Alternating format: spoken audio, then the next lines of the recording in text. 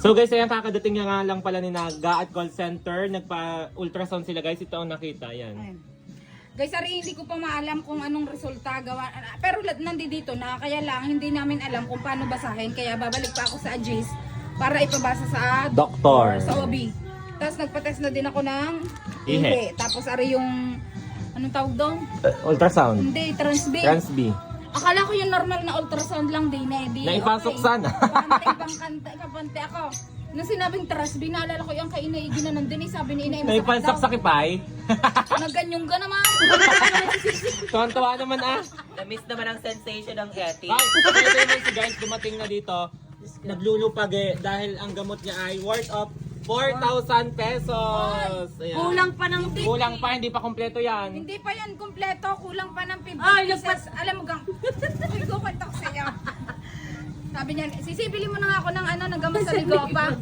Ang padala sa akin, 1-1, sabi ni Gain, baka kulangin pa yan. Ano? Pagdating ko doon, Porto. yung 14, yung 90 pieces pala ang 5,000 mahigit. Sabi ko ga, teka lang ho, tatawagan ko na. 5,000 yung ano, yung 90 pieces. Sabi ko, Gaganito. wala kang generic. Ha? Wala ka generic di yan. Ay, di ako nagtanong pa ng generic. Wala din. Diyos ko. Kabila, ililima. So ayun guys, anong findings? Binigyan lang si Ga ng mga gamot para makatulong sa kanyang atay.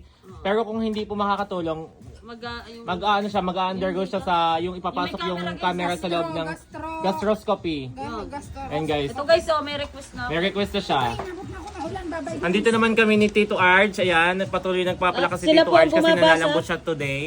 Yan, nalalabot. Kami po ang nagbabasa ng kanilang mga result kasi animoy doktor kami. Ay, alis muna at ang lagkit ng kapay ko. Bakit? Gawa nga ng gel. Ito na, mga gamot ko. Ang daming gamot. Guys, hindi pa kompleto yung gamot ni Gaha. Binawasan pa yan dahil 5,000 pa lang aabutin. Sabi, nang laki ang mata ko sabi ko, patay. Ang laki. Wala ka naman generic. Wala daw. Ay, papasunod ko namang ipa-check up ay si tatay dahil 8 years na niyang iniinom ang kanyang amlodipine at simvastatin. Hindi ko na malaman kung... Basta tin. Oo. Hindi ko malaman kung ibababa ang milligram, tataasan, kung ano nang kung ano nang gagawin. Gawa ng hindi nga na ipapa-check up ngayon, bala kong ipa-check up si tatay naman. Tapos may check up pa din ngayon si January si Inay. Baka pagsabayin ko na lang sila para hindi hassle. Nalalambot ka pa Tito Arj? Oo nga. Yan guys, si Tito Arj. May dialysis yan bukas madaling araw. Madaling araw ang dialysis niya tomorrow. Yes, first shift kami tomorrow. Guys, alam nyo ba ina-acid si Ga? Alam mo ang binili? Mangga! Mangga! Anong oras ang dialysis niya bukas? 6 a.m. Ang aga naman. Pasalubong mo rin? Maasim mo rin? Hindi, maano lang yan. Tama lang ang tamis. Bukas, tsaka ni, sasama ka sa dialysis.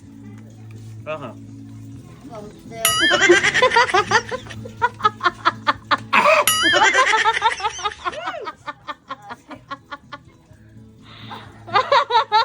May matamis. Ah. Magic fruit. Oo nga, try mo. May matatamis ito talaga. Unat. Masarap kaya lamang. Hindi una.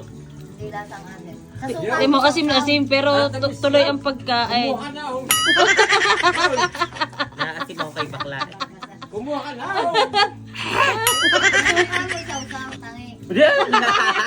Lagi akong namatay sa asim. Sa kalamansi na lang bakla. Hindi, asukang. Asukang may asukang. Masarap ah. Kulang na kulang ang katawan ko sa asim. Ay, Hindi dapat- ako mahilig sa mga asim. Dapat pala tayo magpapa-challenge yung manggang yan. Tapos hindi No reaction. No reaction, yung pangalan ng asim. Ano?